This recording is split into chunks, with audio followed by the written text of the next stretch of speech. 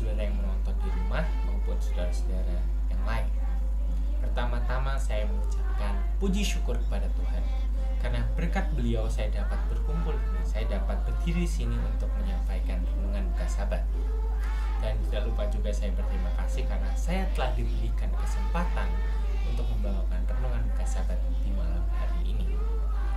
Baiklah, judul renungan kita di malam hari ini yaitu Tuhan tidak pernah berubah.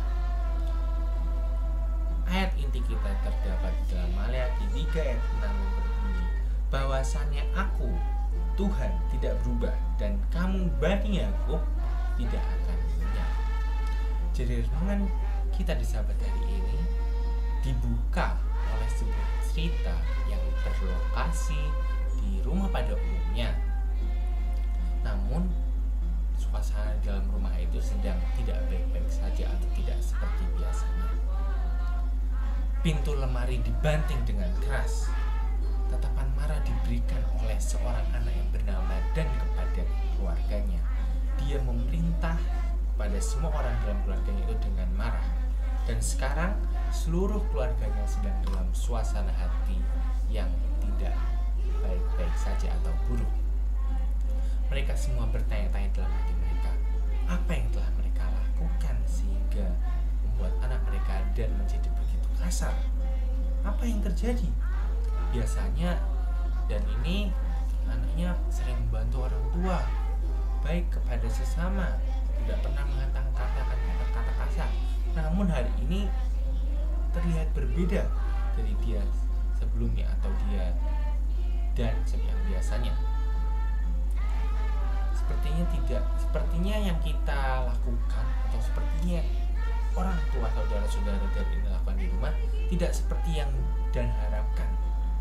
Lalu orang-orang di keluarganya ini bertanya, apakah seseorang mengatakan hal buruk kepada dia sehingga dia berbuat demikian? Apakah dia mengalami hari-hari yang buruk ketika di sekolah dalam masa belajarnya? Mengapa dia begitu marah kepada kita dan begitu kesal kepada kita? Terkadang kita sebagai manusia membiarkan peristiwa, membiarkan situasi yang terjadi pada diri kita itu mempengaruhi suasana hati dan sikap kita. Seperti contoh, jika kita sedang sakit, jika ada orang yang jahat kepada kita, jika kita kalah dalam pertandingan sepak bola, atau jika kita tampil buruk dalam suatu festival atau acara, pasti kita tuh akan dilema untuk melampiaskan kekesalan tersebut dalam tindakan dan sikap kita.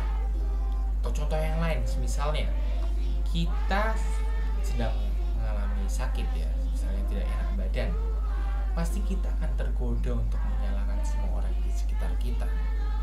Seperti contoh, aduh aku sakit nih, tolong ambilin minum, terus air minumnya tumpah karena misalnya meleset orang itu. Makanya kamu ambil yang benar, bla bla bla bla bla bla bla.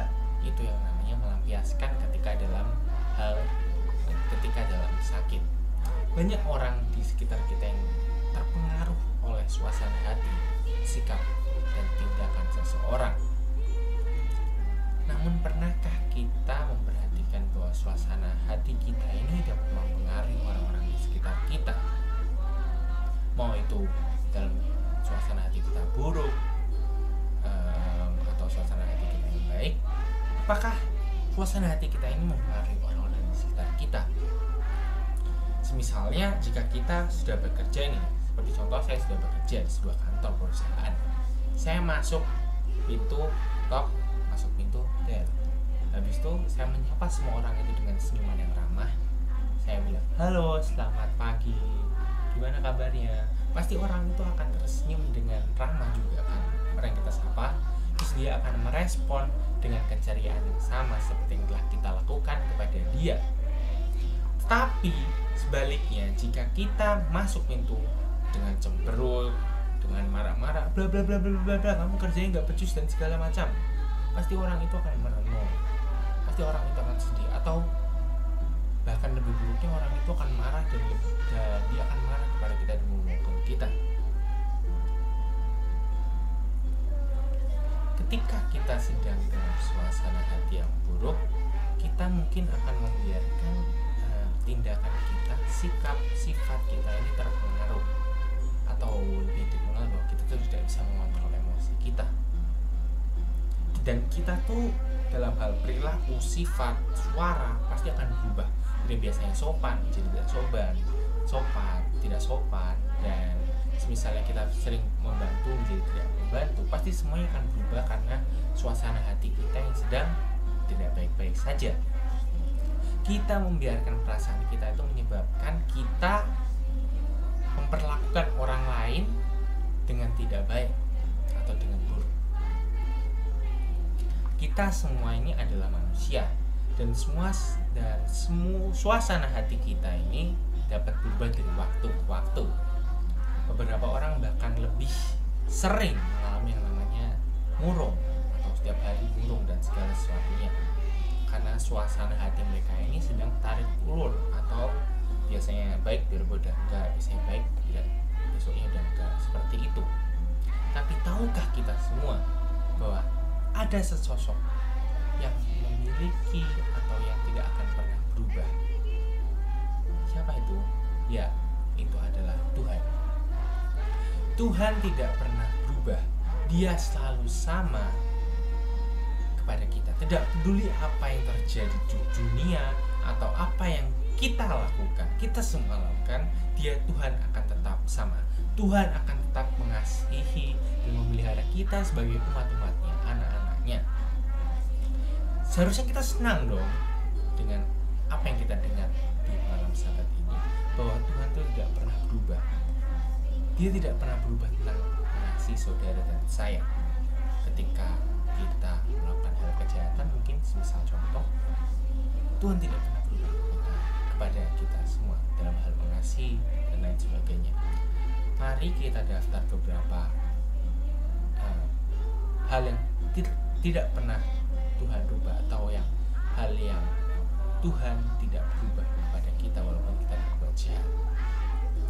Yang pertama ada kasih Tuhan tidak berubah, yang dapat kita perhatikan di dalam 1 Yohanes 4 ayat 9. Yang kedua ada Tuhan selalu menjaga kita di 1 Petrus 5 ayat 7.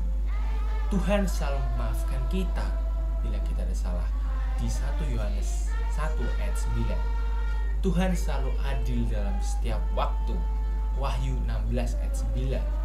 Tuhan selalu sabar kepada kita, yang terdapat dalam 2 Petrus 3 ayat 9. Dan Tuhan selalu hadir di sekitar kita, mau dalam keadaan baik buruk, Tuhan selalu hadir di sekitar kita, yang dapat kita cek atau dapat kita lihat di Ibrani 13 ayat 5. Dan Tuhan Maha Tahu, tidak ada yang mengejutkan, tidak ada hal yang dapat mengejutkan Dia, yang kita dapat lihat dalam Mazmur 139. Tuhan tidak pernah berubah. Inti dari pelajaran Sabat ini bahwa Tuhan itu tidak pernah berubah kepada kita. Dia akan selalu penuh kasih, penuh perhatian kepada kita.